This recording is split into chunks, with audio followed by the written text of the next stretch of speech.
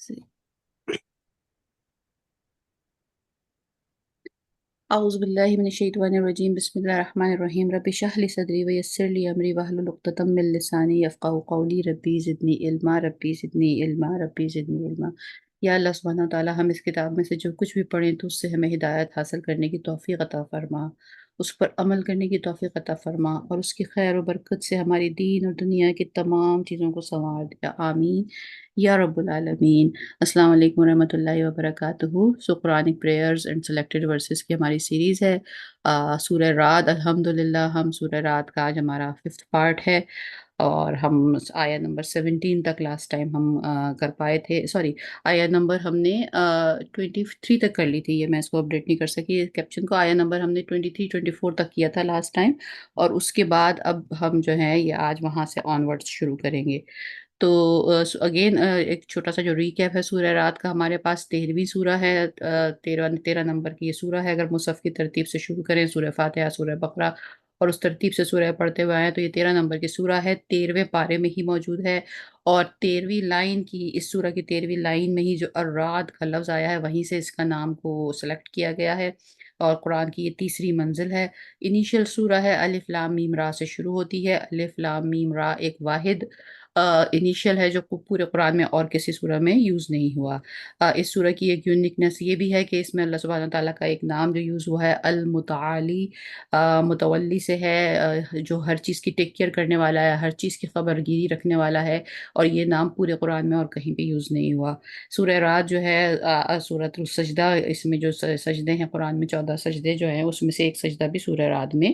کی آیت نمبر 15 میں آتا ہے۔ اس طرح اس سورہ کی ایک یونیکنیس یہ بھی ہے کہ یہ ان سورہ میں سے ہے جس میں سجدے کی آیت آئی ہے، اور آیا سجدہ جو ہے وہ یہ سیکنڈ سجدہ ہے، اس سے پہلے ہم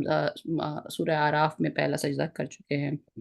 آ، سورہ رعد ان صورتوں میں سے بھی ہے جو مکی اور مدنی کے میں ذرا اسکالرز میں ایک اس میں ڈیبیٹ ہے، اور جیسے جیسے کہ اب ہم اس سورہ کو پڑھتے جا رہے ہیں تو واقعتاً ایسا محسوس ہوتا ہے کہ یہی مضمون سورہ مکی بھی ہو سکتا ہے اور مدنی بھی ہو سکتا ہے جو اس کے ٹاپکس ہیں۔ نام جو اس کا ہے تھنڈر، رات کو اگر ہم انگلش میں ٹرانسلیٹ کریں تو وہ تھنڈر ہے، اردو میں وہ کئی کئی بہت سارے الفاظ ملا کے اس کی ایک امیج بنتی ہے، یعنی بادلوں کی کڑک چمک، اور بہت گڑگڑانا بادلوں کا، اور ایک طوفان کی سی جو کیفیت ہے، ایک طوفان کے آمد کی سی جو کیفیت ہے، اس کو ہم رعد کہہ سکتے ہیں عربک میں۔ تو لاسٹ ٹائم ہم نے تقریباً اس کی 24 آیتیں ڈسکس کی تھیں۔ یہ ایک چھوٹا سا مائنڈ میپ ہم بناتے چلے جا رہے ہیں جو ہم پڑھ رہے ہیں، تاکہ اپنی یادداشت کے لیے کہ ہم نے اس سورہ میں جب نام آئے ہمارے ذہن میں الرعد، تو ایک ایک جیسے ہوتا ہے نا کسی چیز کا ایک ایڈریس ہوتا ہے، یا کسی چیز کے متعلق ہماری ایک انیشیل جان پہچان ضرور ہوتی ہے کہ اچھا بھئی فلاں شخص ہے، وہ فلاں شہر میں رہتا ہے، فلاں جگہ پہ کام کرتا ہے، ایک جرنل جو ایک کسی کا تعارف ہوتا ہے۔ تو اسی طرح اگر اس تعارف کے حوالے سے، جیسے کہ ہم نے پچھلی بات کی کہ اب ہمیں یہ پتہ چل گیا کہ ٹھیک ہے جی یہ 13ویں پارے میں آتی ہے تقریباً، سورہ یوسف اس سے پہلے ہے اور سورہ ابراہیم اس کے بعد میں ہے، تو یہ مڈل ہے 13ویں پارے میں، پاؤ پارے سے شروع ہو کر اور تقریباً 3 پاؤ پارے تک جاتی ہے۔ 43 اس کی آیات ہیں، اور تقریباً آدھے پارے کے برابر اس کی لینتھ ہے، اور اب تک ہم نے جو یہ تمام اس کی آیتیں کری ہیں ڈسکس، اس کو اگر ہم ایک بہت بریف سا سمری، ایک جسٹ ایک خاکہ اپنے ذہن میں بنانے کی بات کریں تو وہی ہے کہ پہلی آیت میں تو اللہ سبحانہ تعالیٰ نے قرآن کی گلوری سے، قرآن کی بابرکت ہونے سے، اس کی شان کے بیان کرنے سے اس کو شروع کیا ہے۔ پھر اس کے بعد اللہ کے سائنس، جیسے کہ رات اللہ کا سائن ہی ہے نا، ایک کڑاک ایک چمک، تو وہ اللہ کے سائن کی بات ہوئی آیا نمبر 2 سے 4 میں، کہ جہاں دو بادل آپس میں ٹکراتے ہیں، اور اسکالرز نے اس سورہ کو دا سورہ آف کنٹراسٹ کا نام بھی دیا ہے، مطلب یہ کہ جہاں پر دو مختلف چیزیں، یعنی دن اور رات کا فرق، زندگی اور موت کا فرق، روشنی کا اور اندھیرے کا فرق، یہ کنٹراسٹ ہے نا، تو یہ بھی یہ ان میں سے ہر چیز ایٹ دا سیم ٹائم اللہ کا سائن بھی ہے، اور کنٹراسٹ کے حساب سے اس میں ایک میسج بھی ہے، تو وہ دونوں چیزوں کو ملا کر اس سورہ میں زیادہ بیان کیا گیا ہے، اس حوالے سے اس کا یہ نام اس کے ساتھ میچ بھی کرتا ہے۔ آیت نمبر 5 سے لے کر ہم نے 7 تک یہ دیکھا تھا کہ جو ڈسبلیورز ہیں وہ کس طرح بہیو کرتے ہیں، کیا ان کی ایروگنس ہے، کیا ان کی بے خوفی ہے کہ وہ اللہ سبحانہ تعالیٰ سے کہتے ہیں کہ ٹھیک ہے، نبی سے وہ یہ کہتے ہیں کہ ٹھیک ہے آپ جو کہتے ہیں کہ اگر ہم نہیں مانیں گے تو پنشمنٹ آ جائے گی، عذاب آ جائے گا، تو اٹس اوکے آپ لے کر آئیے وہ عذاب، اور پھر ہم دنیا میں یہ دیکھتے ہیں کہ وہ لوگ جو اللہ کو نہیں مانتے، جن کے دل میں یہ خدا خوفی نہیں ہوتی، اس بے خوفی کی وجہ سے وہ اس حد تک ان کا انسان ہونے کا اور انسانیت ان کے اندر اس حد تک ختم ہو جاتی ہے کہ پھر وہ جانوروں سے بدتر عمل کرتے ہیں، وہ دوسرے انسانوں کے اوپر اس سے زیادہ ایسا ظلم ڈھا سکتے ہیں جسے سن کے کوئی انسان بھی، مطلب اس کا ضروری نہیں کہ وہ اس کا ہم مذہب ہو یا اسی ملک سے تعلق رکھتا ہو، یا وہ اس کا اپنا کوئی ہم وطن ہو، یا کوئی اس کے شہر کا رہنے والا ہو، یا وہ کوئی اس کا رشتہ دار ہو۔ ایک انسان کے اندر اگر انسانیت موجود ہے تو وہ کسی دوسرے ہونے والے انسان کے ساتھ ظلم اور زیادتی کی اس لمٹ پہ وہ خود ہی کہاں جاتا ہے، تو اور وہ کرنے والا جو ظالم ہے وہ اتنا ظلم صرف اس صورت میں کر سکتا ہے کہ جب اس کے دل میں سے خدا خوفی ختم ہو جائے۔ تو یہی چیز بیان کی گئی آیا نمبر 5 سے لے کر 7 میں۔ پھر آیا نمبر 8 سے لے کر 10 میں یہ اللہ سبحانہ تعالیٰ نے اپنا ایک اور یہ چیز بیان فرمائی کہ اللہ سبحانہ تعالیٰ کو پتہ ہوتا ہے کہ کسی بھی رحم مادر میں، کسی بھی ماں کے پیٹ میں جو بچہ پرورش پا رہا ہے وہ کیا ہے۔ اس کا ایک بہت بے وقوفانہ سا یا بڑا ہی بچکانہ سا آنسر یہ کیا جا سکتا ہے کہ اب تو الٹرا ساؤنڈ ہو جاتا ہے اور اب تو انسان کو بھی پتہ چل جاتا ہے کہ جو بچہ ہے دنیا میں جو آ رہا ہے وہ مرد ہے یا عورت ہے، آدمی ہے یا اس کا کیا اس کی سیکس ہے۔ لیکن یہاں مراد صرف اس بات سے نہیں ہے کہ وہ بچے کی جینڈر کیا ہے، وہ مرد ہے یا عورت ہے۔ یہاں تو ہر چیز بلکہ یہ تک اس میں جب یہ اس حوالے سے اگر آپ اس چیز کو پڑھنا شروع کریں کہ اللہ سبحانہ تعالیٰ کی ان تمام آیتوں کو صرف قرآن میں سے اکٹھا کریں جس میں یہ بیان فرمایا گیا ہے کہ اللہ سبحانہ تعالیٰ یہ بات جانتا ہے کہ جو رحم مادر میں جو بچہ پل رہا ہے، جو فیٹس ہے، اس کے کیا مدارج ہیں۔ قرآن میں وہ بھی ہے کہ 40 پلس ڈیز میں جا کر یعنی وہ بچہ فیٹس بنتا ہے، پھر کب روح پھوکی جاتی ہے، کب کس طرح برین ورک کرنا شروع کرتا ہے۔ مطلب سائنس نے تو یہ آ کر یہ اس بات کو سائنٹیفکلی دریافت کیا ہے یا مانا ہے کہ 17th ویک جب شروع ہوتا ہے تو اس وقت برین ورک کرنا شروع کرتا ہے۔ مطلب جو ایک سائنٹیفک ریسرچ کے حساب سے یہ چیز معلوم کی گئی ہے کہ جب سائنس کے حساب سے پتہ چلا ہے کہ 17th ویک ایسا ویک ہے جس میں برین سیلز ورک کرنا شروع کر دیتے ہیں۔ اللہ سبحانہ تعالیٰ نے تو کئی سو 1400 سال پہلے اس کتاب میں فرما دیا تھا کہ کیا وہ مدارج ہیں، کیا وہ سٹیپس ہیں، کیا وہ مرحلے ہوتے ہیں جیسے انسانی فیٹس گزرتا ہے۔ اور اس وقت جب روح جسم میں داخل ہوتی ہے تو اس وقت جو حدیث بھی ایکسپلین کرتی ہے کہ ایک فرشتہ اللہ سبحانہ تعالیٰ سے دریافت کرتا ہے کہ یا اللہ یہ جو اب روح آ رہی ہے اس کا کیا ڈیسیژن ہے اس کے متعلق۔ تو اس ڈیسیژن میں ہر چیز ڈسکس کی جاتی ہے، سو مچ سو کہ اتنی چھوٹی بات بھی ڈسکس کی جاتی ہے۔ مطلب یہ تو ہم سنتے ہی ہیں کہ اس میں انسان کا مذہب، مطلب اس کا دین، اس کا ایمان، اس کا پروویژن، اس کا رزق، اس کی تمام جو زندگی میں اس کی تمام چیزیں ہیں وہ ڈسکس کی جاتی ہیں۔ یہاں تک کہ وہ یہ چیز بھی ڈسکس کی جاتی ہے کہ یہ شخص خوش ہوگا یا غم میں ہوگا، یہ خوش رہنے والوں میں سے ہوگا یا غم میں رہنے والوں میں سے ہوگا۔ یہاں تک یہ بات ڈسکس کر دی جاتی ہے اس شخص کے متعلق جو دنیا میں ابھی پیدا بھی نہیں ہوا۔ اور کون خوش رہے گا اور کون غم میں رہے گا، اور یہ خوشی اور غمی کا جو ایک کانسیپٹ ہے، یہ کیا کانسیپٹ ہے اصل میں؟ آج کا جو انشاءاللہ تعالی ہمارا جو میرا خیال میں اگر ہم کر پائیں گے، اپنی اللہ ہمیں توفیق دے پائے گا تو مے بی آج ہم تھوڑا سا اس چیز کو جان پائیں گے، اس فلسفے کو جان پائیں گے کہ اصل میں خوشی اور غم ہے کیا۔ تو یہ آیا نمبر 10 سے 8 سے 10 تک ہو گیا۔ پھر آیا نمبر 11 میں وہ بہت مشہور زمانہ آیت ہے کہ اللہ اس قوم کی حالت نہیں بدلتا جس کو خود اپنی حالت کے بدلنے کا نہ ہو خیال۔ علامہ اقبال کا مشہور شعر ہے۔ تو اللہ سبحانہ تعالیٰ نے کہا ہے کہ اللہ اس نفس کی حالت نہیں بدلتا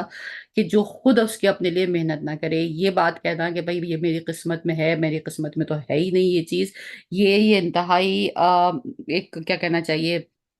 ایک بہانہ ہے، ایک ان لوگوں کا ایک ہیلا بہانہ ہے جو خود کچھ کرنا نہیں چاہتے۔ تو ہمیں جس چیز میں بھی اور دنیاوی لحاظ سے بھی ہم یہی دیکھتے ہیں کہ کوئی بھی چیز انسان کو بغیر محنت کے حاصل نہیں ہوتی، بغیر اسٹرگل کے، بغیر جدوجہد کے، بغیر اس چیز میں اپنے آپ کو ڈیووٹ کیے ہوئے حاصل نہیں ہوتی۔ تو پھر یہ تو دنیاوی چیزوں کی بات ہے، تو پھر ہم کہاں خدا کو ڈھونڈنے چلے ہیں بغیر کسی چیز کے، اور ہم کہاں یہ چاہتے ہیں کہ ہاتھ پہ ہاتھ دھرے بیٹھے رہیں اور ہم پر عرش کے دروازے کھل جائیں اور رحمتوں اور برکتوں کے دروازے کھل جائیں، جب دنیاوی چیز کا ایک پورا یہ ایک پیٹرن ہے، ایک سٹائل ہے۔ اگر ایک شخص کچھ وہ انجینئر بننا چاہتا ہے یا وہ کچھ دنیاوی طور پہ اس کا ایک ٹارگٹ وہ ہے، وہ یہ اس چیز کو حاصل کرنا چاہتا ہے تو اس کا باقاعدہ ایک اسٹیپ ہے، وہ باقاعدہ اسکول میں داخلہ لیتا ہے، کچھ کلاسیں پاس کرتا ہے، پھر چیزوں کو چوز کرتا ہے۔ اٹس آل دا وے پوری زندگی کے 28 30 35 سال وہ اس میں صرف کرتا ہے، اور پھر جا کر وہ اس مقام تک پہنچتا ہے۔ تو ہم یہ کیسے سوچ سکتے ہیں کہ ہم کو باقی چیزیں جو ہیں وہ بیٹھے بیٹھے ہی حاصل ہو جائیں گی؟ تو یہ آیت نمبر 11 ہم جب انشاء اللہ تعالیٰ اس سورہ کو فنش کر کے اس کا ریکیپ کریں گے، سم اپ کریں گے، اور وہ سلیکٹڈ ورسز والی جو بات ہے، جو کانسیپٹ ہے، ہم اس میں سے لسٹ آؤٹ کر سکتے ہیں اس ایک آیت کو، کہ بعض اوقات یہ بھی ہوتا ہے نا کہ فلاں مضمون کہاں ہے، عموماً ایک بحث ہوتی ہے یہ چیز قرآن میں ہے، تو جسٹ ایک جرنل بات کو یاد رکھنے کے لیے کہ اچھا یہ بات جو ہے یہ سورہ رعد میں آئی تھی۔ آیت نمبر 12 سے 14 تک پھر اللہ سبحانہ تعالیٰ نے یہیں پہ وہ آیتیں ہیں جہاں یہ تھنڈر کے سائن بیان ہوئے ہیں، جہاں اللہ سبحانہ تعالیٰ نے تھنڈر کا نام لیا ہے اور رات کا نام لیا ہے، اور بتایا ہے کہ کس طرح ہر چیز کے اوپر فرشتے مقرر ہیں، اور ہر طرح یہ سارا سسٹم کس طرح چل رہا ہے۔ آیت نمبر 15 جو ہے وہی آیت سجدہ ہے، جس میں اللہ سبحانہ تعالیٰ نے بتایا کہ دنیا کی ہر چیز سجدہ کر رہی ہے، اور ہر چیز اللہ سبحانہ تعالیٰ کی تسبیح کر رہی ہے۔ یہ پتے، یہ پھول، یہ پودے، یہ ہوا، یہ بادل، یہ ہر چیز تسبیح کر رہے ہیں اللہ کی۔ اور تسبیح سے مراد ہمارے ذہن میں ایک ورڈ آتا ہے، ایک امیجری یہ آتی ہے کہ ایک شخص ہے جو دانے، اس کے ہاتھ میں ایک دانوں کی ایک ہار سا ہے، اور وہ ہر ایک اللہ کی کوئی وہ آ، ذکر بیان کر رہا ہے، اور اس تسبیح کو دانوں کو وہ گن رہا ہے۔ یہ تسبیح کی امیجنری ہمارے اندر آتی ہے۔ تسبیح کرنا یہ بھی ہے کہ اللہ نے جب بادل کو یہ حکم دیا کہ تم یہاں سے یہاں آؤ گے، تو وہ اس حکم کو بجا لا رہا ہے۔ تو یہ بھی بیسیکلی تسبیح کرنا ہے، یعنی تسبیح یہ بھی ہے کہ ہم اللہ سبحانہ تعالیٰ کے دیے ہوئے تمام احکامات کو اس طرح سے بجا لائیں جس طرح سے ہم کو حکم دیا گیا ہے۔ یہ بھی تسبیح اور حمد کرنے میں شامل ہے۔ ظاہر ہے اگر ہم اپنے والدین سے محبت کرتے ہیں، اور پھر اپنے والدین کے کوئی کام ان کے لیے اس لیے کرتے ہیں کہ وہ خوش ہوں گے، یا وہ ان کے کہنے کے مطابق ہے، تو یہ بیسیکلی ان کو خوش کرنا، جو حمد ان کے لیے ہوئی، جو اللہ کے لیے حمد کا لفظ استعمال ہوتا ہے اللہ کو خوش کرنے کے لیے، تو وہ بھی تو تسبیح کا ایک مطلب ایک اللہ کو خوش کرنا ہی ہے۔ تو تسبیح اس میں صرف لپ سروس میں شامل نہیں ہے، میرا جو کہنے کی مراد ہے، مراد یہ ہے کہ اگر ہم ہر وہ کام کرتے ہیں وہ بھی تسبیح ہی ہے جو ہمیں کرنے کا حکم دیا گیا ہے۔ اس کے بعد آیت نمبر 16 میں اللہ سبحانہ تعالیٰ نے وہی اگزامپل بیان کی ہے کہ جو لوگ جان لیتے ہیں اس چیز کو، ان کی حیثیت ایسی ہے کہ ایک آدمی کے آگے چیزیں روشن ہو گئی ہوں، وہ پوری پوری روشنی کے ساتھ، پوری ایک ویژول سینس کے ساتھ وہ چیزوں کو دیکھ رہا ہو، دنیا کو دیکھ رہا ہو، اسے زمین، پہاڑ، سورج، چاند، ستارے، درخت، پورا منظر بڑا کلیئر نظر آ رہا ہو، بنسبت اس کے کہ ایک آدمی نابینا ہو، اس کے پاس بینائی نہ ہو، اس کی آنکھوں کے آگے صرف اندھیرا ہو۔ تو ان دو شخصوں کی جو ویژن ہے، جتنا فرق اس ویژن میں ہے، اتنا ہی فرق ایک سمجھدار انسان میں جو اللہ کے دین کو سمجھ لے، اور ایک نہ سمجھنے والے انسان میں جو اللہ کے دین کو نہ سمجھے، وہ ہے۔ آیا number 17 again very very heavy آیا، کہ جس میں اللہ سبحانہ تعالیٰ نے بڑی ایک ایگزامپل دی تھی کہ جب پانی بہہ رہا ہوتا ہے، بڑا تند و تیز دریا اوپر پہاڑوں پہ سے نکلتا ہے اور وہ بہتا ہوا چلا جاتا ہے، تو اس پانی کے اوپر اس کے بہاؤ کی وجہ سے جو اس کو پتھروں سے ٹکرا رہا ہے، اس کا راستہ موڑ رہا ہے، اس کے اندر مختلف چیزیں ڈبریز گرتی جا رہی ہیں، درخت، پتے اور تنے درختوں کے اور اس طرح کی چیزیں، تو ان تمام چیزوں کی وجہ سے اس میں ایک جھاگ پیدا ہوتا ہے، اس ٹکراؤ کی وجہ سے، اور اللہ نے اس کو تشبیہ دی ہے، اس بہاؤ کو تشبیہ دی ہے زندگی کے بہاؤ سے۔ انسان اس زندگی میں آتا ہے، پھر اس کے سامنے مسئلے، مسائل، پرابلمز، پریشانیاں آتی چلی جاتی ہیں، اور تو وہ پریشانیاں جو ہیں اس سے جو جھاگ سمندر کا پیدا ہوتا ہے، اس دریا کا پیدا ہوتا ہے، تو کچھ لوگ اس جھاگ میں کنورٹ ہو جاتے ہیں، اور ایونچولی وہ جھاگ جو ہے یا تو وہ ختم ہو جاتا ہے،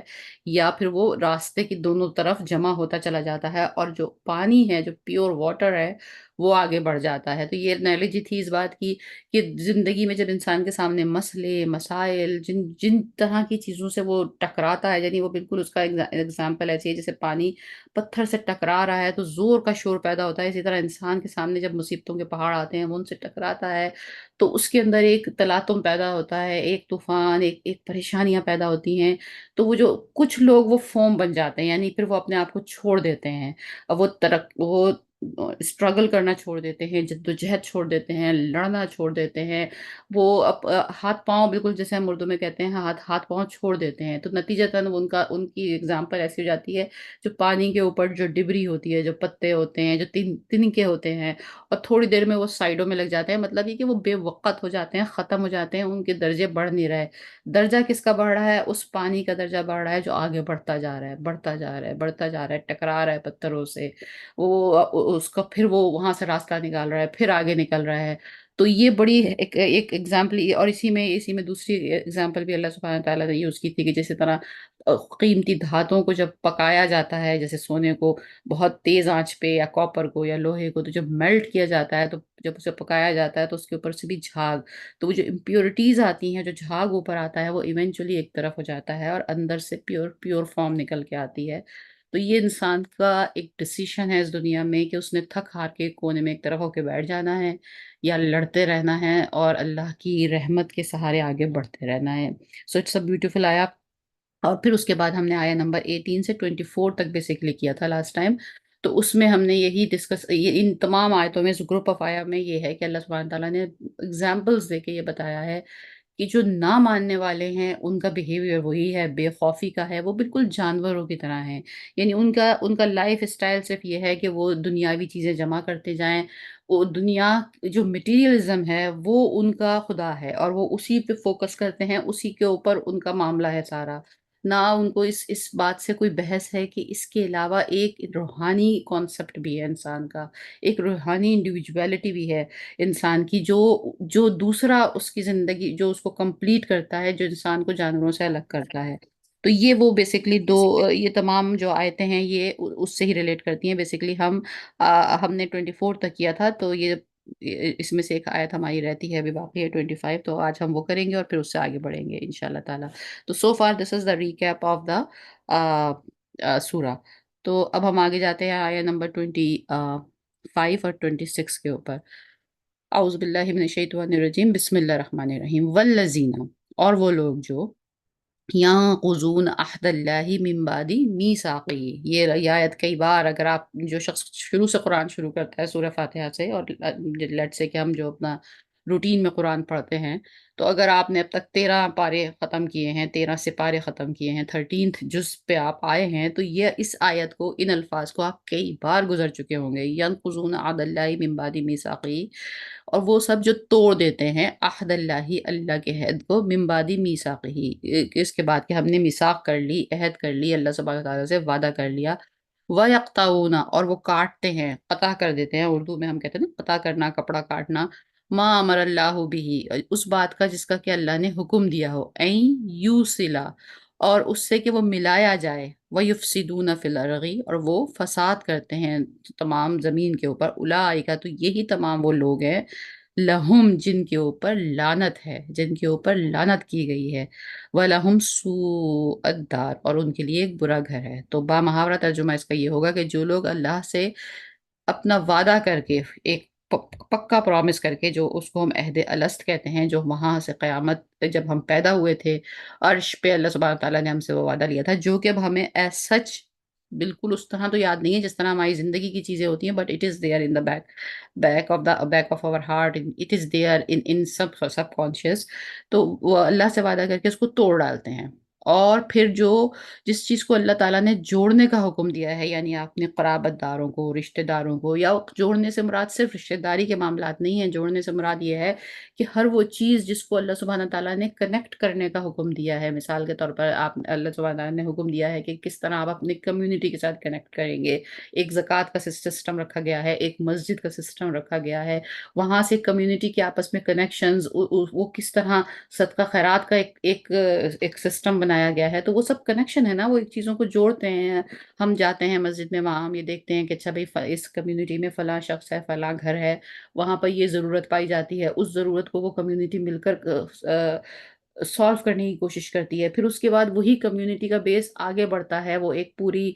نیشن بنتی ہے، اور نیشن کے لیول پر کیا سسٹم بنایا جا رہا ہے، کیا سیوک لاز بنائے جا رہے ہیں کہ بھئی یہ لاز ہیں، ان کو توڑنا نہیں ہے، یہ معاشرہ اس طرح چلے گا، چوری نہیں کی جائے گی، ڈاکہ نہیں ڈالا جائے گا، تو یہ سب ایک لاز ہے نا جن کو توڑنا نہیں ہے، تو یہ ہر وہ چیز شامل ہے، یہاں محض رشتہ داری یا اپنے ذاتی رشتہ داروں تک کا معاملہ نہیں ہے، جس کو جب یہ آیت کو ہم پڑھتے ہیں تو کہتے ہیں کہ جس کو جوڑنے کا حکم دیا ہے اس کو توڑتے ہیں، تو ہر وہ چیز شامل ہے جو ایک سیوک لاز میں، جو کہ ایک اسلامک معاشرے میں اسلامک رولز کے تحت، یا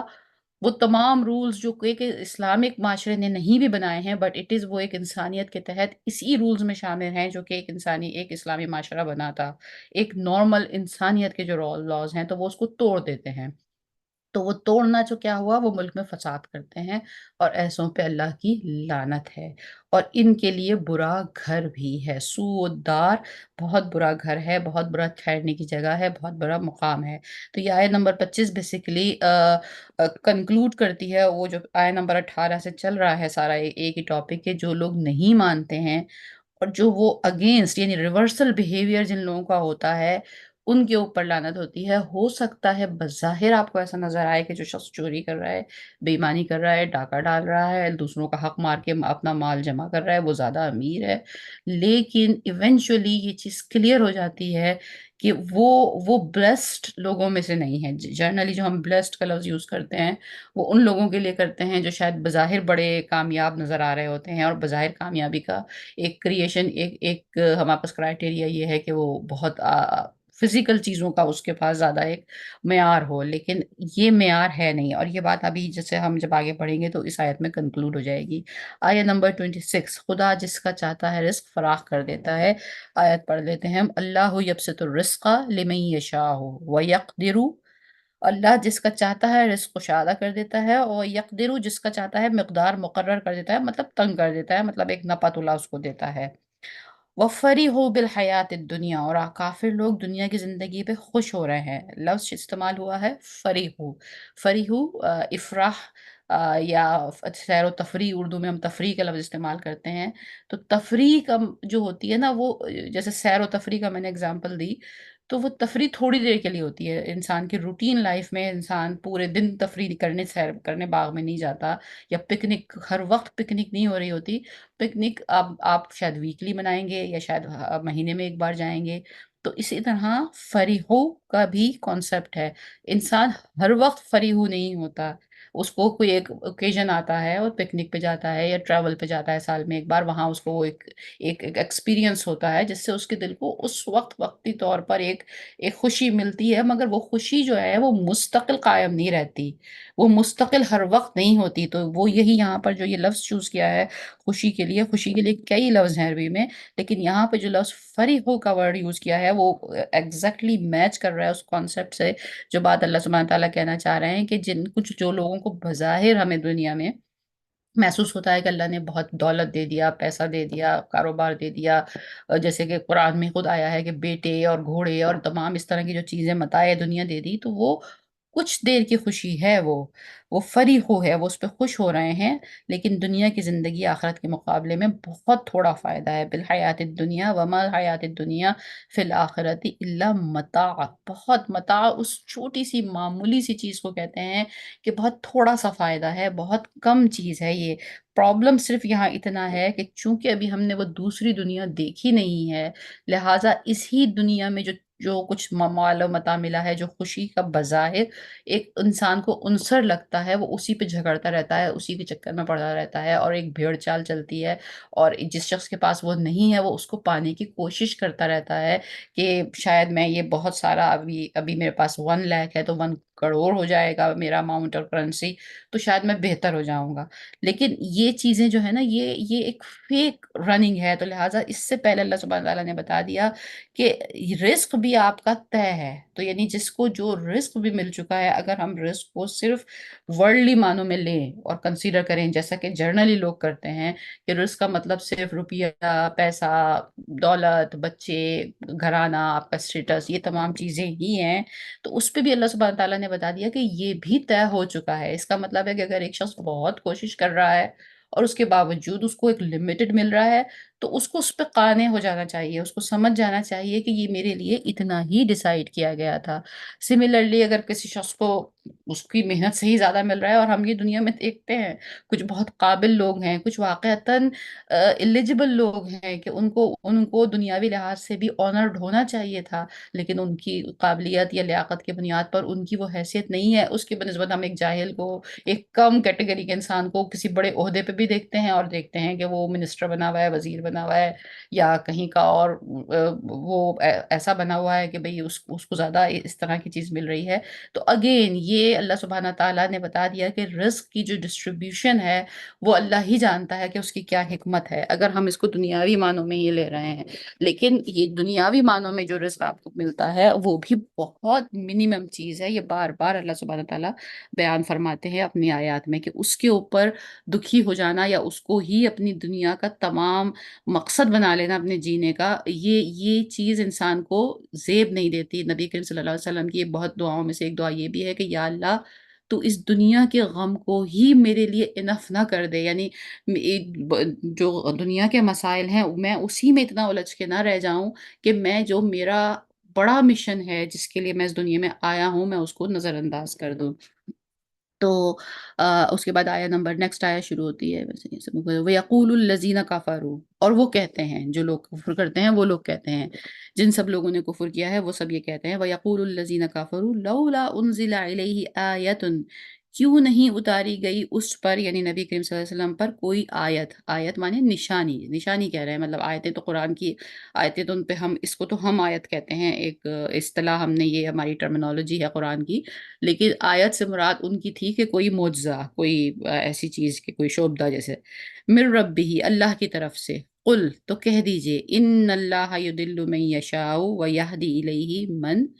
اناب، اور بے شک اللہ گمراہ کرتا ہے جسے وہ چاہتا ہے اور راہ دکھاتا ہے جسے وہ چاہتا ہے اپنی طرف سے، الیہ اناب، اور جو اس کی طرف رجوع کرے، اور یا راہ دکھاتا ہے الیہ من اناب، جو اس کی طرف رجوع کرے۔ تو یہ آیت ہم اس کو تھوڑا سا ڈسکس کریں گے کیونکہ جو اگلی آیت ہے یہ ہے آج کی ہماری مین آیت، اور یہ ہم اس کو کہہ سکتے ہیں ویری ویری سلیکٹڈ آیت آف دا قرآن۔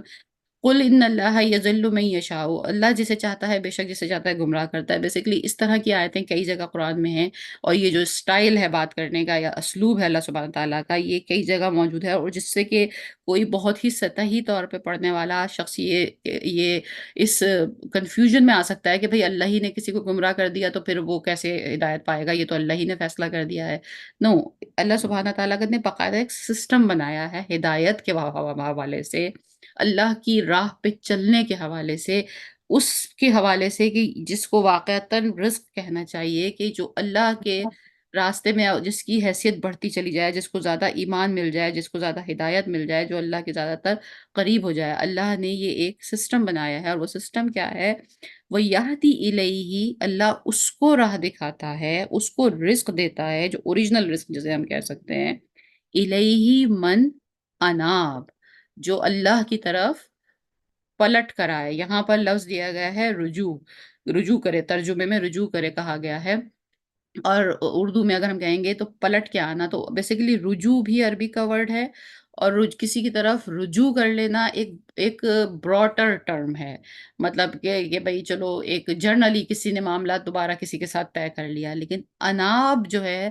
وہ کسی کی طرف پلٹ کر آنا، اناب الف واو بے اس کا روٹ ہے، اناب مانے اسپیسیفکلی اس نیت سے لوٹ کر آنا اللہ کی طرف، کہ معافی کے ساتھ، اس انٹینشن کے ساتھ کہ جیسے میں اللہ کی طرف جا رہا ہوں اس چیز کے لیے کہ اللہ مجھے میرے گناہوں کو معاف کر دے، اور اللہ مجھے اس راستے میں آگے بڑھنے کی توفیق عطا فرمائے۔ وہ شخص جو اس انٹینشن کے ساتھ اناب کرتا ہے اسے اواب کہتے ہیں، یعنی کہ وہ شخص جس کی ایک کریکٹرسٹک ہے، جیسے کہ ایک شخص کو ہم عالم کہتے ہیں، اس کی کیا کریکٹرسٹک ہوئی کہ بھئی اس کے پاس علم ہوگا، تو ایک شخص جو اناب کر رہا ہے وہ اواب کہلا رہا ہے، اور وہ ہستی جو اس اواب کو ایکسپٹ کر لیتی ہے، جو اس کی اس خواہش کو ایکسپٹ کر لیتی ہے، اس کو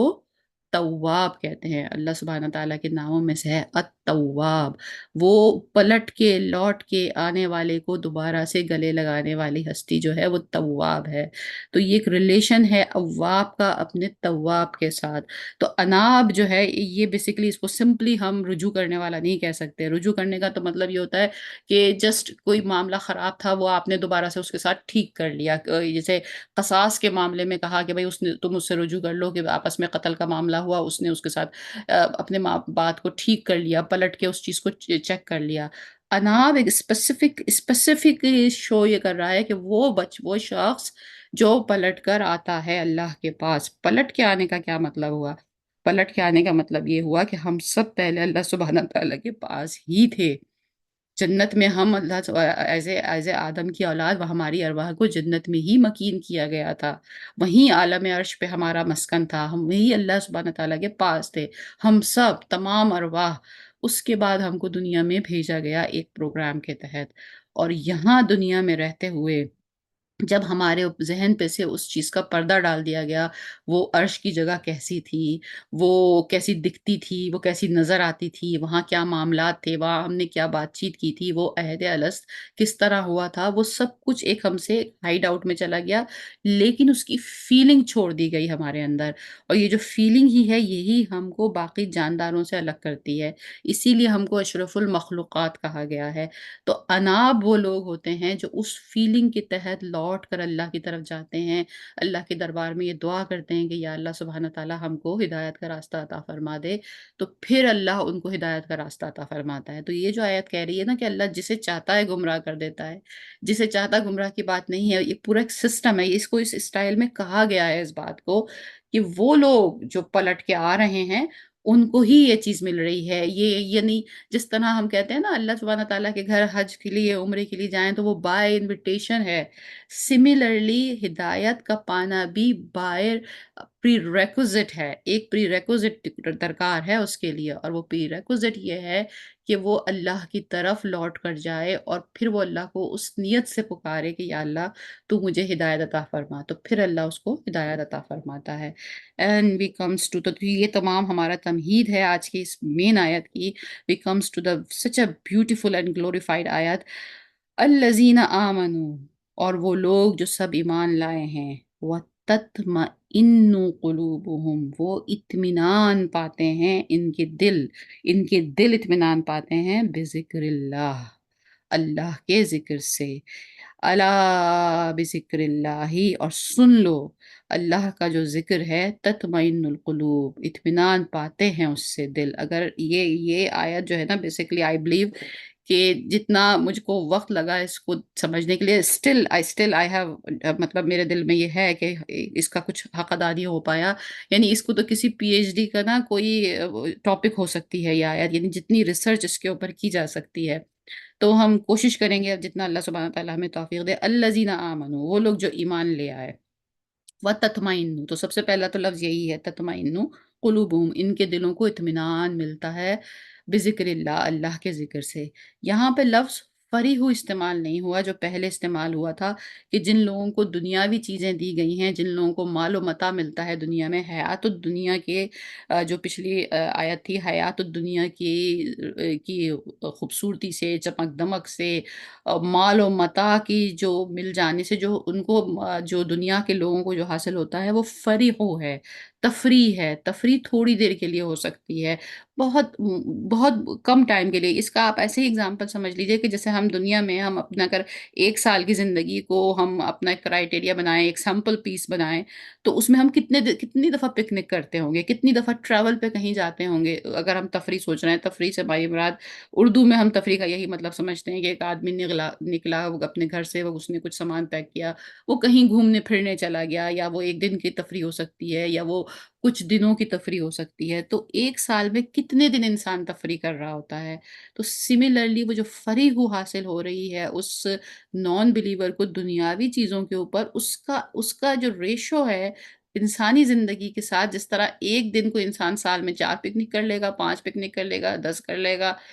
وہ سال میں 2 دفعہ ٹریول پہ چلا جائے گا، 3 دفعہ چلا جائے گا، کتنا ٹریول پہ جائے گا وہ؟ تو وہ جو کہیں کسی نئی جگہ جانے کی اسے خوشی محسوس ہو رہی ہے، اس کا ریشو کتنا ہے؟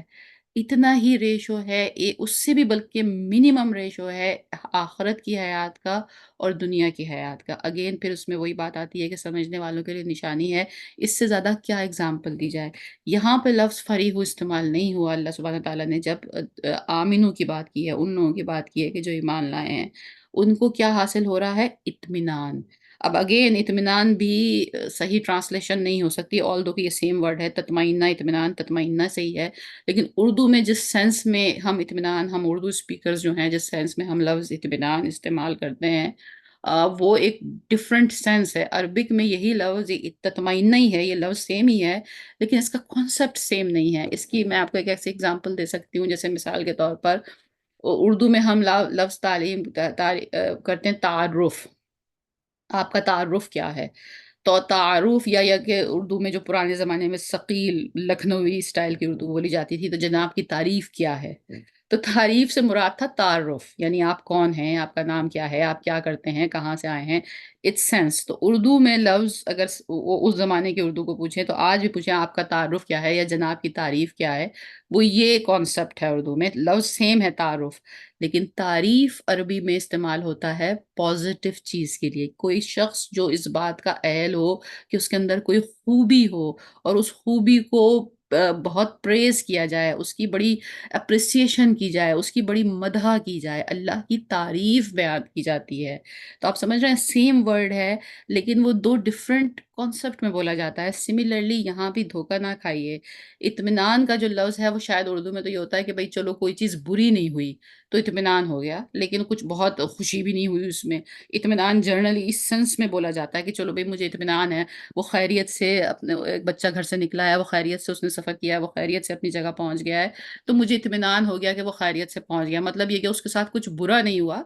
मतलब जितना एक्सपेक्टेड था बस उतना हो गया कि वो निकला और पहुँच गया, कोई बहुत खुशी की बात नहीं हुई इसमें। लेकिन कंटेंटमेंट, इत्मीनान जो यहाँ पे जिसका जो कॉन्सेप्ट है वो एक चीज़ है कि वो खुशी या वो सुकून या वो पीस या मैं पता नहीं कितने अल्फाज ऐसे जमा कर सकूँ जो यहाँ पे जो अल्लाह सुब्हानहू तआला हमसे कहने चाह रहे हैं कि वो एक इटर्नल सुकून, पीस, खुशी, ट्रैंक्विलिटी इंसान के दिल में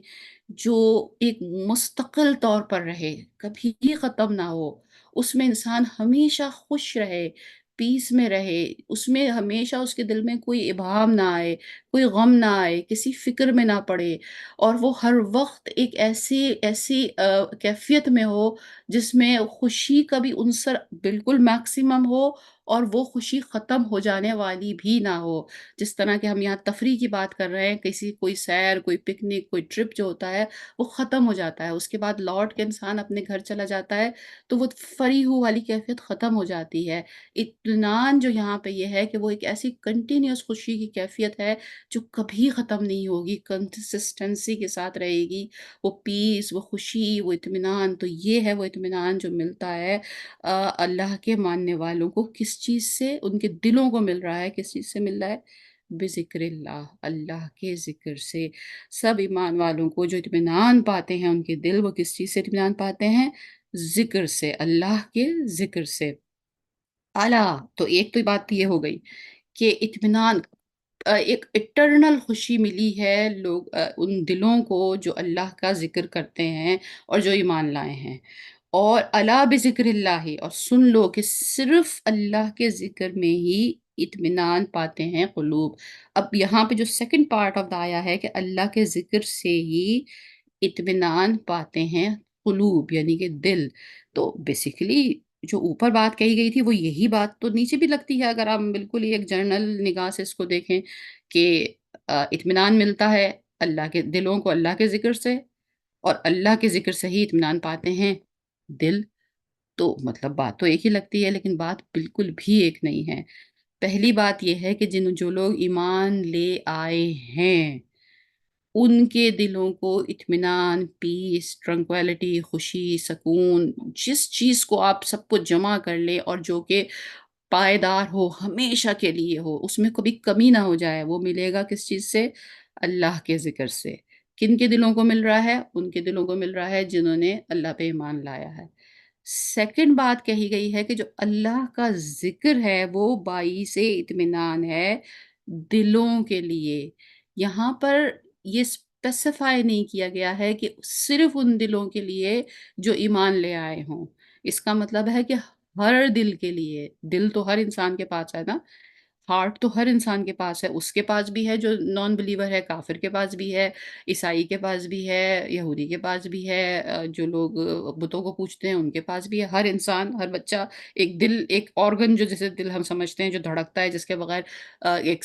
بایولوجیکل لائف ممکن نہیں ہے، وہ دل تو ہر ایک کے پاس دھڑک رہا ہے، اور وہی اسپریچول دل بھی ہر بندے کو دیا گیا ہے، وہ اللہ کو مانے یا نہ مانے۔ اس کا مطلب ہے کہ وہ شخص جو دنیا میں آ گیا ہے، چاہے وہ اللہ کو مان رہا ہے یا نہیں مان رہا ہے، اگر وہ بھی کسی ٹرنکویلٹی، کسی پیس، مطمئن، اطمینان، سکون، خوشی، ان سب چیزوں کو جمع کر دے جو بہت اٹرنل ہو، وہ اگر اس کی تلاش میں ہے تو وہ اس کو ذکر اللہ سے ہی ملے گی، اس کے بغیر نہیں مل سکتی۔ تو یہ کیا کانسیپٹ ہے، اور یہ کیا بات یہاں اس آیت میں کی گئی ہے؟ کیونکہ ایک بہت جرنل سوال جو اس بات کی، اس آیت کی ڈیپتھ کو نہ سمجھ رہا ہو، وہ ذہن یہ سوال کر سکتا ہے کہ بھئی ہم سب لوگ تو بہت ذکر اللہ کرتے ہیں، قرآن پڑھتے ہیں، نماز پڑھتے ہیں، ابھی بھی ہم قرآن ہی پڑھ رہے ہیں، اور مطلب مگر ہم پھر بھی پریشان رہتے ہیں، اور ہمارے پاس تو بہت پریشانیاں ہیں، ہمارا دل پھر بھی سکون میں نہیں رہتا۔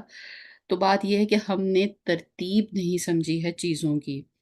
اس آیت کی تلاش میں تھوڑا سا سمجھنے کے لیے، جو میں تھوڑی بہت جو میں نکل پائی ہوں، اور جو اس کو میں جمع کر پائی ہوں ان فیکٹس کو، تو اس کے لیے ہم یہاں تھوڑا سا اس کو دیکھ لیتے ہیں کہ بیسیکلی انسان جو ہے، ہیومن بینگ جو ہے، وہ دو چیزوں کا مجموعہ ہے۔ ایک ہے فزیکل باڈی، ایک اس کی جو ایک فزیکل باڈی ہے، یعنی کہ ہاتھ پاؤں، جو اس کا جسم ہے، جو نظر آتا ہے، جو آنکھیں ہیں، جو اس کا اپیئرنس ہے، اور جو فزیکل ہے جسے ہم ٹچ کر سکتے ہیں، اور پھر اس کے اندر ایک ہے سول، روح۔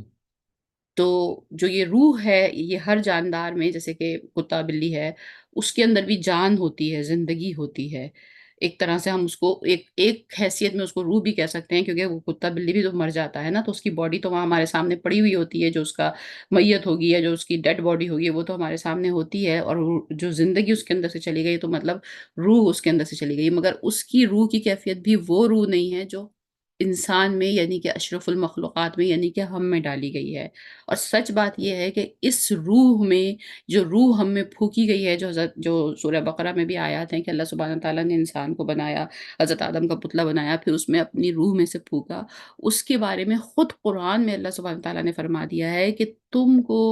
روح کا علم بہت کم دیا گیا ہے۔ مطلب اس سائٹ پہ ریسرچ کرنے کی ضرورت نہیں ہے، don't go on this site, کیونکہ یہ وہ راستہ ہے کہ جس پہ جب آپ چلنا شروع کریں گے تو تھوڑا ہی چلنے کے بعد پردہ آ جائے گا، اور وہ پردہ حائل کر دیا گیا ہے جو اس دنیا اور آخرت کے بیچ میں ہے۔ وہ پردہ آپ کراس ہی نہیں کر سکتے انٹل کہ آپ اس دنیا سے ہی نہ چلے جائیں۔ تو اس کا مطلب ہے کہ کلیئر بتا دیا گیا سمپل سے کہ آپ اس دنیا میں رہتے ہوئے، اس فزیکل ورلڈ میں رہتے ہوئے، آپ روح پہ زیادہ ریسرچ کر نہیں پائیں گے۔ بس آپ یہ جان لیجئے کہ آپ کے اندر روح ہے، اور انسان جو ہے وہ مرکب ہے دو چیزوں کا، ایک باڈی کا اور ایک سول کا۔ اور باڈی کے متعلق بھی ہم کو یہ بتا دیا گیا کہ اللہ سبحانہ تعالیٰ نے جب انسان کو بنانے کے لیے سوچا تو زمین سے مٹی کلیکٹ کری۔ یہ بھی قرآن میں کلیئرلی بتا دیا گیا، تو مطلب زمین سے مٹی کلیکٹ کر کے باڈی بنائی گئی۔ تو باڈی جو ہے بیسیکلی وہ بلانگ کرتی ہے زمین سے،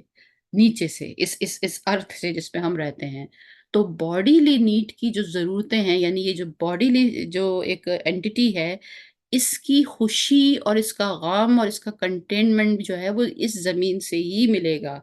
تو زمین میں ہی پودے اگائے گئے، وہیں سے فصل بنی، وہیں سے کھانا بنا، وہیں سے اناج بنا، وہیں سے روٹی بنی۔ اسی گھاس پھوس کو کھا کر جو انعام جو ہمارے لیے پیدا کیے گئے، جو نان ویجیٹیرین فوڈ ہے، وہ بھی سروائیو کرتے ہیں انہی پھول پتوں پودوں کے اوپر۔ وہیں سے ہمیں گوشت ملتا ہے، وہیں سے ہمیں دودھ ملتا ہے، وہیں سے ہمیں انڈے ملتے ہیں، مطلب تو یہ سارا نظام جو ہے یہ ارتھ سے کنیکٹڈ ہے، مٹی سے کنیکٹڈ ہے، زمین سے کنیکٹڈ ہے۔ یہاں سے یہ سب چیزیں مل رہی ہیں ہم کو، جو دنیاوی فزیکل کاروبار ہے وہ سارا کا سارا اسی چیز سے کنیکٹڈ ہے، سارا اسی چیز کے اوپر چل رہا ہے، زمین سے کنیکٹڈ ہے، لوگ زمین خریدتے ہیں، ریئل اسٹیٹ خریدتے ہیں، اس سے کاروبار کرتے ہیں، اس سے آگے بڑھتے ہیں، پھر اسی کے اوپر فزیکل چیزیں اور جو چیزیں ہم آج جو کاروبار ہے، آج جتنا آپ کی جو ورلڈلی دولت آپ کما سکتے ہیں وہ سارا سسٹم ہی ارتھ سے بلانگ کرتا ہے، زمین سے بلانگ کرتا ہے، وہیں سے ہماری چیزیں آتی ہیں، وہیں سے ہم اس باڈی کو نیورش کرتے ہیں، وہ غذا کھاتے ہیں ہم، وہیں سے ہم تمام جو ہماری اس باڈی کی ہیلتھ کے لیے جتنے بھی سیگمنٹس ہیں آپ کے، وہ فوڈ ہو چاہے وہ آپ کی ایکسرسائز ہو، چاہے وہ جو بھی چیزیں ہوں، وہ آپ کو یہاں سے مل رہی ہیں۔ تو یہ جو سول ہے، کیونکہ انسان صرف باڈی نہیں ہے، تو وہ جو سول ہے جو انسان کے اندر ہے، اس کی کیا ضرورت ہے پھر؟ کیونکہ انسان ایک ایسی اینٹی ہے جو اللہ سبحانہ تعالیٰ نے ایسے پیدا کی ہے کہ وہ خالی خالی باڈی نہیں ہے، یہ جو جانور ہیں ان کے اندر کی جو روح ہے اس کی نیڈس بس اسی حد تک ہیں، کیونکہ اس کی وہ جو زندگی کی کیفیت ان کے اندر ہے، وہ اس ورلڈلی نیڈ سے زیادہ نہیں ہے، انہیں کھانا چاہیے، پینا چاہیے، شیلٹر چاہیے، کوئی پارٹنر چاہیے، اور بس اتنا ہی ہے۔ لیکن انسان کے پاس ایک سول بھی ہے، تو اس سول کی کیا نیڈس ہیں؟ تو the greatest need of the soul, اس سلسلے میں جو مجھے سب سے بہتر جتنی میری چھوٹی سی ایک وہ تھی، تو اس میں جو مجھے سب سے بہتر مل سکی ڈیفینیشن، ایک بالکل جس کو کہتے ہیں نا کہ کوزے میں دریا کو بند کر دیا، اس کو سم اپ کر دیا جو بات کو، تو وہ بات ہے امام ابن قیم کی رحمۃ اللہ علیہ، بہت بڑی نام اسلامک ہماری ہسٹری کا۔ انشاءاللہ کسی دن ہم امام ابن قیم کی ہسٹری پر، ان کی پوری ایک ان کو جاننے کے لیے، ظاہر ہے ہمارے لیے ایک یہ بھی بڑا ایک فلا ہے کہ ہم اپنے ان بڑے اسکالرس کو جانتے ہی نہیں، اتنے بڑے ناموں کو جانتے ہی نہیں۔ تو بہرحال ان کی جو ریسرچ ہے اور جو انہوں نے اس سلسلے میں جو ایک بہت چھوٹی بات کر کے چیز کو سمجھا دیا ہے وہ یہ ہے۔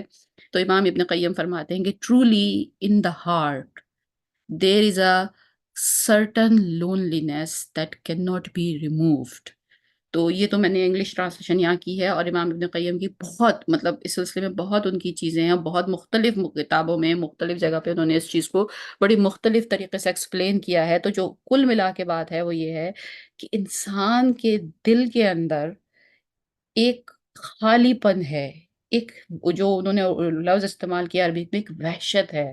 ایک تلاش ہے کسی چیز کی۔ اس کو آپ کسی بھی الفاظ سے آپ اپنے لیے ایکسپلین کر لیجئے جو آپ کو زیادہ کلوز لگتے ہوں۔ کوئی کہے گا کہ دل میں خالی پن ہے، کوئی کہے گا کسی چیز کی تلاش ہے، کوئی کہے گا کسی چیز کی کمی ہے، کوئی کہے گا کسی چیز کی وحشت ہے، کوئی کہے گا کچھ ہے جو مسنگ ہے۔ تو یہ جو لفظ ہے نا کہ کچھ ہے جو مسنگ ہے، یہ ہم ان لوگوں سے بھی سنتے ہیں جو اپنی دنیاوی لحاظ سے، دنیاوی کرائٹیریا کے حساب سے عروج پہ ہیں، محلوں کے محل ہیں ان کے پاس، دولت کے انبار ہیں ان کے پاس خاندان ہے، بیٹے ہیں، پارٹنرز ہیں، ان کے پاس چیزیں ہیں، جو یو نیم اٹ، جو ہم اس دنیاوی لحاظ سے کوئی خوشی کا کرائٹیریا بنا سکتے ہیں، مگر وہ پھر کہتے ہیں کہ انہیں کسی چیز کی تلاش ہے، وہ پھر کہتے ہیں کہ نہیں یار کچھ کم ہے۔ اگر کبھی یہ ہو آپ کا یہ جو آپ ہمارے بڑا پاپ سنگر تھے جنید جمشید، بعد میں وہ بہت دین کی طرف آئے، تو کبھی ان کی لائف ہسٹری اور کہانی سنیں تو وہ یہ کہتے ہیں کہ میں جس وقت عروج پہ تھا اپنے کیریئر کے، کہ جب میں اس زمانے میں جب میں کھڑا ہوتا تھا کہیں کسی کنسرٹ میں جا کر، جو بڑے بڑے ہال کنسرٹ کے بک ہوتے تھے، وہ اس زمانے میں کسی بھی اس فیلڈ کے سنگر کے لیے وہ جو ہائٹ آف دا کیریئر تھا، کہ اتنا بڑا جو کوئی برٹش میں یا کہیں ویسٹرن کنٹریز میں جو اس کے کہتے تھے، جو میرے ہال بک ہوتے تھے، کہ اس میں کوئی سنگر یہ وش کرتا تھا کہ میرا کنسرٹ اس ہال میں ہو اور اس ہال کی جو سیٹنگ ہے وہ فل ہو۔ تو وہ یہ کہتے تھے کہ میرا جو کنسرٹ ہے وہ میرے پہنچنے سے پہلے سولڈ آؤٹ ہو جاتا تھا، تو مطلب یہ ہائٹ تھی۔ اور کہتا تھا جب میں ان اسٹیجز پہ پرفارم کرتا تھا تو اس وقت ویسٹرن ورلڈ کے لوگ بھی وہ سوچتے تھے کہ ہم ان اسٹیجز پہ پرفارم کریں، یہ میکسیمم چیز ہو سکتی ہے کسی کے لیے، لیکن تب بھی مجھے ایسا لگتا تھا کہ کچھ مسنگ ہے، کچھ ہے جو نہیں ہے۔ یہ جو بے چینی، یہ جو وحشت، یہ لونلی لیس، یہ خالی پن، جسے کبھی کبھی انسان بلا وجہ دکھی ہو جاتا ہے، بلا وجہ وہ اس کو لگتا ہے کہ سب کچھ تو ہے لیکن پتہ نہیں کیوں خوشی دل میں اندر سے نہیں آ رہی ہے۔ تو وہ جو خوشی کا جو وہ ایک سوتا ہے، جو خوشی کی جو وہ ایک فیلنگ ہے نا، اس لیے کہ وہ روح سے بلانگ کرتی ہے۔ دل جو ہے، قرآن میں جو لفظ یہ دل ہے، جو ہم اسے اوریگن جس کو جو ہارٹ، جو بایولوجیکل ہارٹ ہے، جسے ہم دل سے روحانی الفاظ میں استعمال کرتے ہیں، جو سوچ انسان کے اندر ہے، تو بیسیکلی وہ جو دل کی جو خوشی ہے نا، وہ آ ہی نہیں سکتی ان مٹیریل چیزوں سے۔ یہ اللہ سبحانہ تعالیٰ نے اس آیت میں جو بتایا ہے کہ دل کا جو اطمینان ہے، اطمینان مانے خوشی، کنٹینٹمنٹ، فلفلنس، اس کا سیر ہو جانا، اس کا بھرپور ہو جانا، اس کا اطمینان ہو جانا، تو یہ وہ اطمینان ہے کہ جیسے ایک بچہ صبح اسکول جاتا ہے چھوٹا، وہ اپنی ماں سے بالکل کلوزڈ ہے، اور جب وہ واپس آتا ہے گھر تو وہ بھاگ کے اپنی ماں سے لپٹتا ہے اور اس کی گود میں بیٹھتا ہے، تو اس کو وہ اطمینان، یہ اطمینان خوشی سے بھی بڑا ہے۔ تو وہ جو اطمینان انسان کا ہے وہ اس کو اس ورلڈلی لائفز کی چیزوں سے مل ہی نہیں سکتا۔ وہ تو روح کا جو اطمینان ہے وہ آئے گا کہاں سے؟ اس کے لیے یہ میں ایک چھوٹی سی لسٹ ہے، اور بھی ہو سکتی ہے اس میں چیزیں، لیکن جو امام ابن قیم نے فرمائی، انہوں نے کہا کہ وہ ملے گا آپ کو معرفہ، 4 چیزوں سے ملے گا۔ انہوں نے بتایا معرفہ کیا چیز ہے؟ a deep awareness of knowledge of اللہ، اللہ سبحانہ تعالیٰ کو جاننا۔ اس دنیا میں آ کر جب ہمارے ہمارے اوپر غیب کے پردے ڈال دیے گئے اور ہم اپنے رب سے بچھڑ گئے، بیسیکلی وہ رب ہمارے لیے 70 ماؤں سے زیادہ تھا اور ہم اس کے ساتھ عرش پہ رہتے تھے، پھر ہم کو اس دنیا میں بھیج دیا گیا۔ تو جس طرح ایک بچہ اپنی ماں سے بچھڑ کر اپنی ماں کی تلاش میں رہتا ہے، وہ بچہ کچھ بھی بن جائے دنیا میں، کتنا بڑا کسی جب ملک میں ہو جائے، لیکن پھر وہ دوڑ کے اپنی بوڑھی ماں کے پاس جاتا ہے، اور جو سکون اس کو اپنی ماں کی گود میں ملتا ہے وہ اسے کہیں نہیں ملتا ساری چیزوں میں۔ بالکل اسی طرح اس دل کو نہیں ملے گا سکون کہیں، کیونکہ یہ اپنے رب سے بچھڑ کر آیا ہے۔ تو یہ جائے گا جب اپنے رب کے پاس، تو اس کو وہی وائبز آنی شروع ہوں گی، وہی چیزیں ملنی شروع ہوں گی۔ تو the deep awareness of the knowledge of Allah, سب سے پہلے اللہ کو جاننا، اسے معرفت کہتے ہیں تصوف کی زبان میں، یعنی پہچاننا کہ رب ہے کیا۔ یہاں دنیا میں ہم آ گئے ہیں نا، تو دوبارہ سے اس رستے کی طرف چلنا کہ رب ہے کیا، یہ معرفت ہے۔ پھر اس سے محبت کرنا، جب ایک بار اس کی جانکاری پیدا ہو جائے دل میں، سمجھ آ جائے کہ رب ہے کیا۔ ویسے تو اس دنیا میں ایک لمیٹڈ نالج تک ہم سمجھ پائیں گے، لیکن جو بھی جس لمٹ تک ہم ہائیسٹ مقام تک جا سکتے ہیں، جو کہ صوفیہ اللہ گئے، جو کہ ولی اللہ گئے، جو کہ پیغمبر گئے، جو کہ بڑے بڑے اللہ کے محبت کرنے والے گئے اس راستے پر، تو جب وہ تھوڑی سی بھی کنیکشن ڈیولپ ہو جائے گی تو پھر وہ محبت اللہ سے، لو آف اللہ، محبت، پھر انس۔ ہم اردو میں بھی انس کا لفظ استعمال کرتے ہیں کہ بھئی ساتھ رہتے رہتے انس ہو گیا ہے، یعنی کہ کسی چیز کا اتنا ساتھ ہو، یعنی ہم کہتے ہیں کہ کوئی گھر میں کوئی جانور بھی رہتا ہو تو اس سے انس ہو جاتا ہے۔ تو انس کا مطلب یہ ہے کہ اس کسی کے ساتھ کی عادت پڑ جانا، یعنی ہم اپنے دل میں اتنا اللہ کا ساتھ لے کے چلیں، وہ ہر وقت اتنا ہمارے ساتھ ہو، ہم کچھ کام کر رہے ہوں ہم اللہ سے مخاطب ہوں، ہم کچھ کام کر رہے ہوں ہم اللہ سے دعا کر رہے ہوں، یعنی ہمیں اتنا احساس ہو اس اللہ کے ساتھ کا کہ ہم تصور نہیں کر سکتے ہوں کہ اس کے بغیر ہم کیسے رہ سکتے ہیں۔ ہم دنیا میں کچھ کر رہے ہوں، کہیں جا رہے ہوں، وہ ایک اللہ کا ساتھ ہمارے ساتھ ہو، اور اس ساتھ کا ایک وہ چیز یہی ہے کہ ظاہر ہے جب وہ ساتھ ہمارے ساتھ ہے تو پھر ہم کیسے وہ چیزیں چھوڑ سکتے ہیں جو اللہ نے حکم دی ہیں، اور کیسے ان چیزوں کو اختیار کر سکتے ہیں جو اللہ نے منع کی ہیں۔ تو وہ تو پھر ساتھ کا یہ تو تھرڈ لیول ہو گیا۔ اور اس کے بعد چوتھی چیز ہے شوق اللہ، یعنی کہ پھر اللہ سے دوبارہ ملنے کا شوق، بالکل جس طرح کسی محبوب کو اپنے معشوق سے ملنے کا شوق ہوتا ہے، اس کے لیے وہ اسٹرگل کرتا ہے، اسی طرح جیسے کسی کی زندگی میں کوئی وہ کرائٹیریا دنیاوی لحاظ سے وہ بناتا ہے اور سوچتا ہے کہ بھئی میں نے یہ بننا ہے، تو پھر اس کے لیے محنت کرتا ہے۔ تو شوق اللہ کہ اب میں جب لوٹ کے جاؤں گا تو میں اپنے اللہ سے ملوں گا، مطلب یہ دنیا ہی اور ہے، یہ کانسیپٹ ہی اور ہے۔ ہم تو دنیاوی لحاظ سے جو عبادت بھی کرتے ہیں وہ فرض، بھئی نماز فرض ہے تو اس لیے پڑھ رہے ہیں کہ بھئی فرض ہے، تو فرض کو توبہ کرن جو اتارا جاتا ہے کہ بھئی یہ تو مطلب کرنا تھا اب اس لیے کیا ہے۔ نہیں نہیں نہیں، یہ تو اسٹارٹ ہی یہاں سے ہو رہا ہے کہ پہلے اپنے رب کو جانیں گے، پھر اس سے محبت کریں گے، پھر اس کے ساتھ رہنے کے اس کے کنیکشن ڈیولپ ہو جائے گا، اس سے ہر جگہ ہر شخص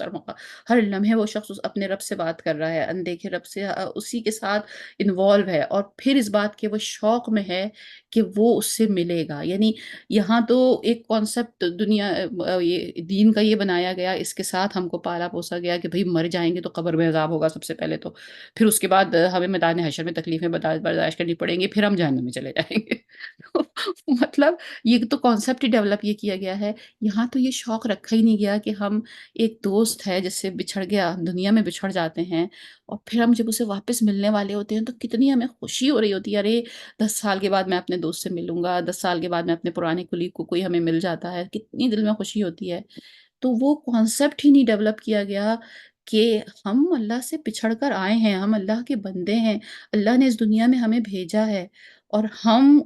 جب آخرت قائم ہوگی، جب ہم مر جائیں گے، جب ہم اس دنیا سے چلے جائیں گے، تو پہلا مرحلہ تو پھر یہ ہوگا کہ وہ جو دوری ہے وہ ختم ہو جائے گی اور ہم اپنے رب سے ملیں گے۔ تو یہ شوق تو کہیں بہت پیچھے کہیں رہ گیا، خوف ہی خوف بیچ میں آ گیا۔ تو بیسیکلی یہ ہے وہ چیزیں جو ہمیں اللہ سبحانہ تعالیٰ کے قریب کرتی ہیں اور یہ ہے وہ چیز جو پھر اٹرنل آپ کے دل میں بھرتی ہے خوشی کو،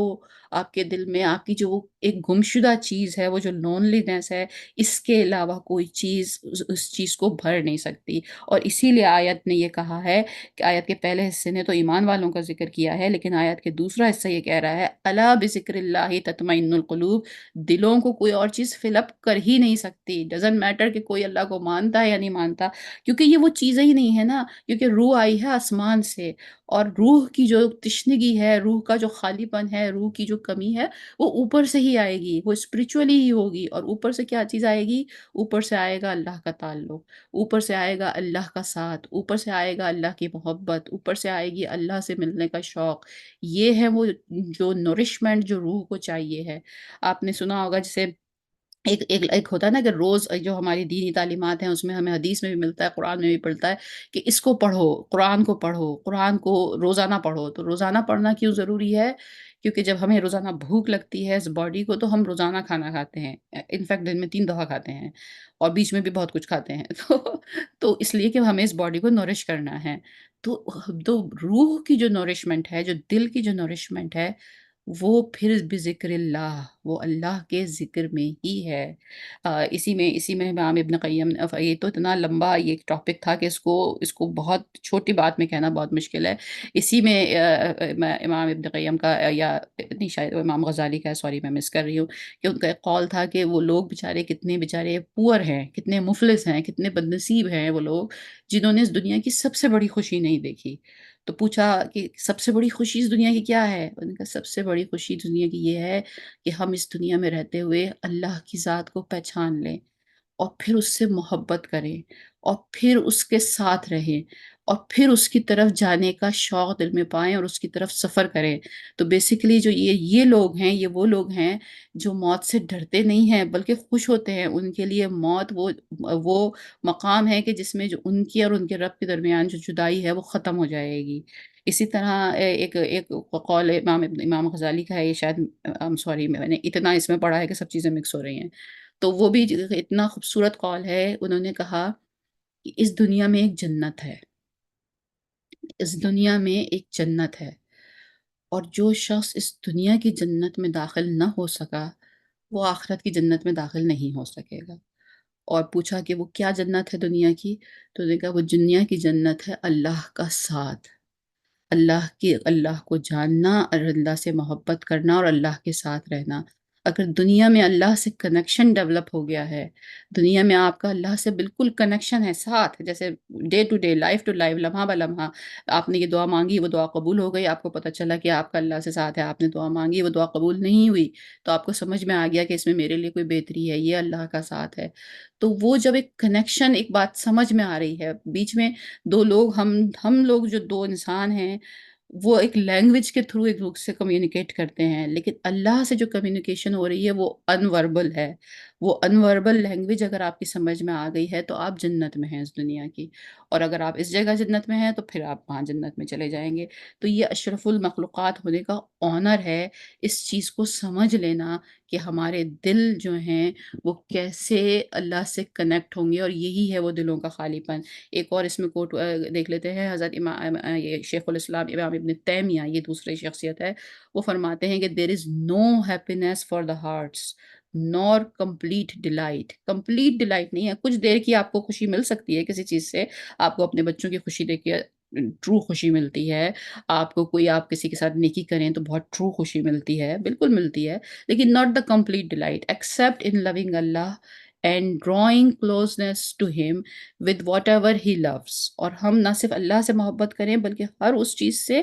اس طرح محبت کریں جس طرح اللہ سے محبت ہے. And it is not possible to truly love him except by turning away from all that is loved beside him. یہ وہی حدیث آ گئی جب نبی کریم صلی اللہ علیہ وسلم نے فرمایا تھا کہ تمہارا ایمان کامل نہیں ہو سکتا جب تک تم مجھ کو اور میرے رب کو اس طرح اپنے ماں باپ سے، اپنے مال سے، اپنی دولت سے، اپنی اولاد سے، اور یہاں تک کہ اپنی جان سے بھی زیادہ نہ چاہو. یعنی زندگی کی ہر چیز کی محبت جو ہے، اللہ کی محبت جب تک اس سے بڑھ نہیں جائے گی، جب تک یہ مقام نہیں ملے گا. دس is the reality of law اولیاء اللہ. And this is the religion of the friend of Allah, یعنی کہ حضرت ابراہیم خلیف اللہ, as well as that all of the prophets and messengers, یعنی جو اللہ کے نبیہ تھے، اللہ نبی انبیاء کرام تھے، جو حضرت ابراہیم تھے، جو تو تمام ولی اللہ تھے، وہ سب لوگ اسی رستے پر تھے. اور کوئی شخص کو چاہے کہ وہ دل کی خوشی حاصل اس کو کرنی ہے تو اس رستے پہ چلنا پڑے گا. تو اب کوشچن یہاں پر یہ ہے کہ پھر ہم یہ جو تطمئن القلوب ہے، اس کا اگر یہ مان لیں کہ یہ تمام اس کے سٹیجز ہیں یا اسٹیپس ہیں، تو پھر ہم اس کو کیسے حاصل کریں، اس کو کیسے ڈیولپ کریں. تو اگر ہم پہلا ہی اسٹیپ لیں، اس کو معارف اللہ آگے، یہ تو اتنے بڑے جو اسٹیپس ہیں، یہ بہت بڑا، یہ بہت بڑے بڑے، یہ کیا کہنا چاہیے کہ یہ آپ کے لیولز ہیں سرٹیفکیشن کے. تو پہلے ہی اسٹیپ جو ہے معارف Allah, deep awareness and the knowledge of Allah, یہ کیسے حاصل کر سکتے ہیں؟ How can we attain the معارف آف اللہ اگر ہم اس رستے پہ چلنا چاہتے ہیں؟ تو اس کے لیے جو پہلی چیز بیان کی گئی ٹیچرز کی طرف سے، وہ ہے by the reflecting and pondering on the noble Quran. تدبر آ گیا نا پھر وہی ذکر اللہ، اللہ کا ذکر. نہیں ملے گی خوشی کسی چیز میں جب تک سوائے اللہ کے ذکر میں. یہ بالکل ایسا ہی ہے جیسے کہ آپ کو کھانے کے لیے جب بھوک لگتی ہے تو یو نیڈ فوڈ. دنیاوی جو فوڈ ہے اس کے بغیر کتنا بھی کوئی آپ سے محبت بھری باتیں کر لے، کوئی آپ کو تسلیاں دے دے، کوئی آپ کو کوئی سونا دے دے یا چاندی دے دے، تو لیکن وہ جب بھوک جس شخص کو لگ رہی ہے وہ بھوک سے ہی ختم ہوگی، وہ فوڈ سے ہی ختم ہوگی. سملرلی دلوں کا جو اطمینان ہے نہیں ملے گا. اگر آپ کو لگتا ہے آپ کے پاس بہت اچھی سی گاڑی کی آپ کو خواہش ہے، گاڑی مل جائے گی میرا دل مطمئن ہو جائے گا، کچھ دیر کے لیے آپ کو تفریح نصیب ہوگی. اس کے بعد کچھ دیر کے بعد آپ دیکھ لیجیے جن لوگوں کے پاس اپنی بہت مہنگی والی بہت ڈیزائرڈ گاڑیاں ہیں، مطلب اب ہے ٹھیک ہے وہ خوش ہیں اس پہ، لیکن مطلب وہ والی بات نہیں ہے جو شروع میں انہیں ملی تھی. پھر سملرلی اور اس طرح کی چیزیں کرتے چلے جائیے، you name it and you listed دنیاوی چیزوں کو، وہ تھوڑی دیر کی تو خوشی ہوگی، دل کا اطمینان نہیں ہوگا. تو دل کا اطمینان کیسے حاصل ہوگا؟ ذکر سے، تدبر سے، قرآن پہ فکر کرنے سے. اسی کی سب کیٹیگری ہم بنا سکتے ہیں ورشپ آف اللہ. کیونکہ ظاہر ہے ہمیں قرآن اور حدیث سے ہی تو پتہ چلا تھا نا کہ اللہ کی عبادت کرنی ہے. تو اس کا مطلب ہے جو ورشپ آف اللہ ہے، یعنی کہ فار ایگزامپل نماز ہے ورشپ آف اللہ، تو وہ کوئی فرض اتار کے ہمیں سر سے اتار کے پھینکنا نہیں ہوتا ہے.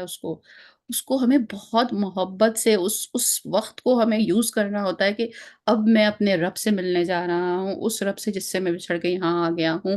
اس کے ساتھ رہنے میں، اس کی معیت میں، اس کی کمپنی میں ہی میرے دل کو سکون ملے گا. جب ہم اس انٹینشن کے ساتھ، اس جذبے کے ساتھ اللہ سبحانہ تعالیٰ کے دربار میں حاضر ہوں گے، تبھی ہمیں کنٹینمنٹ اور سکون ملے گا. اگر جس طرح کی نماز کو ہم پڑھتے ہیں تو پھر نو ڈاؤٹ کہ پھر ہم ہر وقت پریشان رہتے ہیں، اور ہم یہ کہتے ہیں کہ ہم تو نماز پڑھتے بھی ہیں لیکن کچھ بھی نہیں بدلتا. وہ تو کہتے ہیں نماز پڑھنے سے ہر چیز بدل جائے گی، کیونکہ ہم اس کو اس سوچ کے ساتھ، اس روحانی آسپیکٹ کے ساتھ کر ہی نہیں رہے ہیں. پھر سملرلی وہ یہ بتاتے ہیں کہ نوئنگ اللہ کے لیے اور کیا چیز ہیلپ فل ہو سکتی ہے؟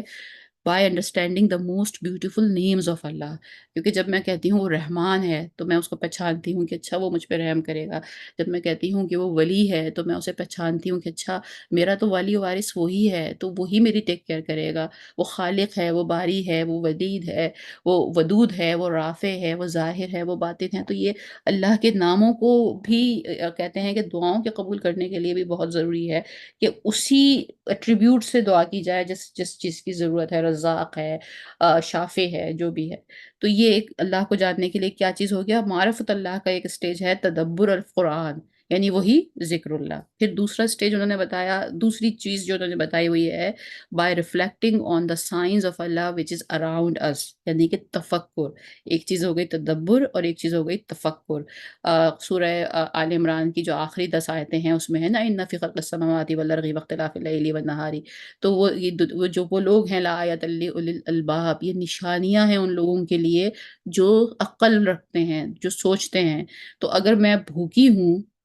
تو مجھے چاہیے کہ میں تھوڑی کوشش کروں، جاؤں کچھ کھانا جمع کروں، اسے پکاؤں اور اسے کھاؤں۔ یہ عقل کی بات ہوگی نا، کہ انسان اگر بھوکا ہے اور بیٹھا رہے، وہ شور مچاتا رہے کہ مجھے بھوک لگ رہی ہے، مجھے بھوک لگ رہی ہے، تو کھانا چل کے تو نہیں آئے گا۔ تو عقل کی بات یہ ہوگی کہ you go, you make some earnings, you collect some food, اور پھر آپ اسے پکائیں اور اسے کھائیں۔ تو یہ آپ نے اپنی ضرورت کو پورا کرنے کی کوشش کی، کوئی ضرورت آپ کی جدوجہد کے بغیر پوری نہیں ہوگی۔ تو یہ عقل کی بات ہوئی نا۔ تو دوسری طرف عقل کی بات یہ ہوگی کہ اگر آپ کے دل میں کچھ مسنگ ہے، کچھ کمی ہے، تو پھر اس رستے پہ آئیں، تفکر کریں، تدبر کریں، اللہ کی طرف چلنے کی کوشش کریں۔ تو یہ تو فرسٹ اسٹیج ہے، معرفت القرآن تو پہلا اسٹیج ہے۔